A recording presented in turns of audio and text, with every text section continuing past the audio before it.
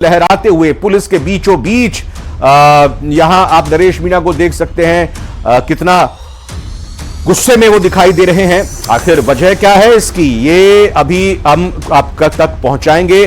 साफ तौर पर मतदान को लेकर कुछ रहा होगा, लेकिन क्या किसी प्रत्याशी का, क्या किसी उम्मीदवार का सरकारी प्रशासनिक अधिकारी जो इस तरह से ड्यूटी पर तैनात है उसके साथ यूं हाथापाई करनी, उसे थप्पड़ रसीद कर देना सही है?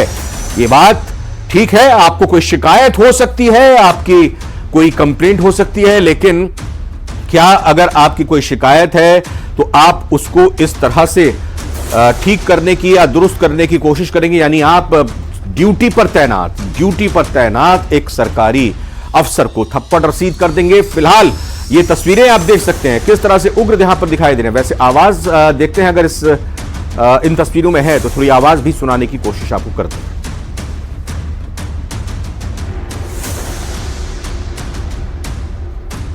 बहरहाल अभी ये तस्वीरें ही सामने आई हैं। वहां पर जो स्थानीय लोग हैं, पुलिस के भी कर्मी हैं, वो नरेश मीणा को पीछे धकेल रहे हैं, पीछे हटाने की कोशिश कर रहे हैं ताकि बात आगे ना बढ़े।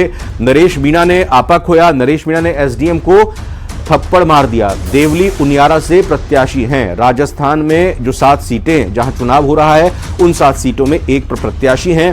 कांग्रेस पार्टी से ताल्लुक रखते थे, लेकिन उसके बाद जब टिकट को लेकर इनकी नाराजगी सामने आई तो उन्होंने निर्दलीय ही नामांकन भरा, न सिर्फ नामांकन भरा बल्कि अपना नामांकन वापस नहीं लिया, यानी चुनाव लड़ने का फैसला किया। और आज मतदान के दिन जो जगह जगह पोलिंग बूथ्स पर जो हर एक प्रत्याशी करता भी है, हर पोलिंग बूथ पर जब जा रहे होंगे तो इसी बीच कुछ ऐसी स्थिति उनको लगी होगी जिसकी शिकायत या जिसको लेकर कुछ बात इन्होंने रखी होगी एसडीएम से, लेकिन बात ऐसी और इतनी आगे बढ़ गई कि एसडीएम को नरेश मीणा ने थप्पड़ जड़ दिया।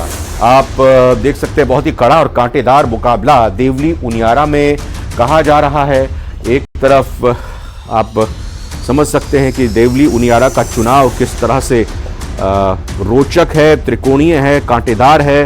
बीजेपी और कांग्रेस के बीच तो, उनके प्रत्याशियों के बीच तो जंग है ही, लेकिन इसके अलावा और बाकी अगर निर्दलीय प्रत्याशी को हम देखें, ये तस्वीर देखिए आई है सामने, ये कुर्ते पजामे में यहां पर दिखाई दे रहे हैं और वो पूछते हुए शायद अलग अलग तरह की ये तस्वीरें कुछ आ रही हैं जहां पर नोक झोंक, तीखी झड़प, आपस में कहासुनी होती हुई दिखाई दे रही है देवली उनियारा में। ये नरेश मीणा यहां हाथ में, हमने जैसा आपको पहले ही बताया कि पेड़ से तोड़े हुए इस बड़े मोटे शाखा को लिए हुए हैं और फिर वहां दूसरी ओर उसको लहराते हुए भी दिखाई दे रहे हैं। एक तरफ वहां पुलिसकर्मी उनको पीछे हटाते हुए दिखाई दे रहे हैं। स्थानीय वो लोग भी वहां पर तैनात हैं, मौजूद हैं, जो कि बात आगे ना बढ़े इसके लिए नरेश मीणा को पीछे कर रहे हैं। तो ये लगातार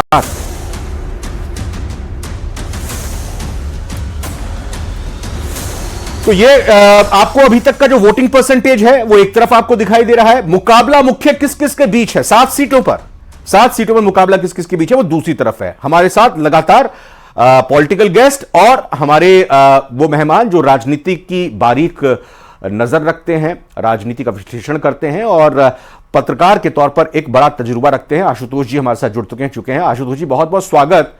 नरेश मीणा का ऐसा करना कितना सही है? भले ही एसडीएम से कोई शिकायत उनकी रही हो, नरेश मीणा को ऐसा करने का इन तस्वीरों को सामने आने के बाद फायदा पहुंचेगा या नुकसान हो सकता है?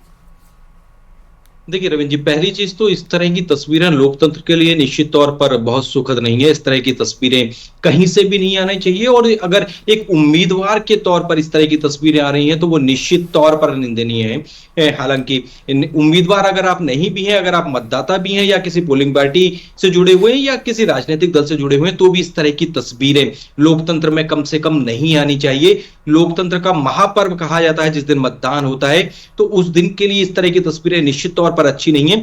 लेकिन यहां पर हमको 2 चीजें समझनी पड़ेंगी कि एक तो त्रिकोणीय मुकाबला हमको देवली उनियारा में देखने के लिए मिल रहा है। नरेश मीणा वहां पर कांग्रेस के के नाम पर टिकट चाहते थे। सचिन पायलट खेमे के बहुत प्रभावशाली नेताओं में माने जाते थे और सचिन पायलट के बहुत करीबी माने जाते थे।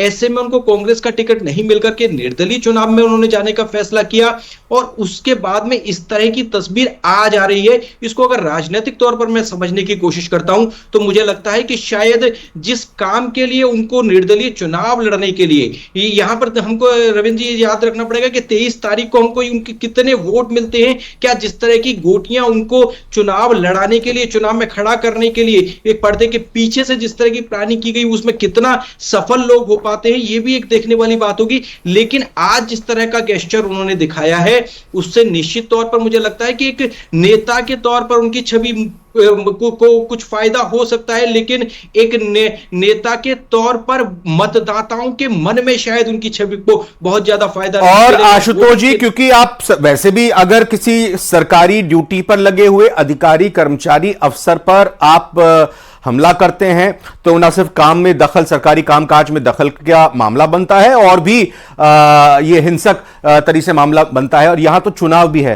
तो जाहिर तौर पर नरेश मीणा की कानूनी तौर पर भी मुसीबत बढ़ सकती है इस पूरे प्रकरण से। भले ही चुनाव का नतीजा कुछ हो, वो जीते हारे, कौन जीते कौन हारे, लेकिन इस प्रकरण से कानूनी ये कहें कि कार्रवाई का भी उनको सामना करना पड़ सकता है। बिल्कुल बिल्कुल रविंद्र जी, देखिए निश्चित तौर पर मुझे लगता है कि एसडीएम के साथ में मिसबिहेव हुआ है और सरकारी कामकाज में अगर आप बाधा डालने की कोशिश करते हैं तो तमाम तरह की धाराएं आपके ऊपर लगती हैं, तमाम तरह के आरोप आपके ऊपर लगते हैं और निश्चित तौर पर उनके लिए कानूनी अड़चन बढ़ने वाली है।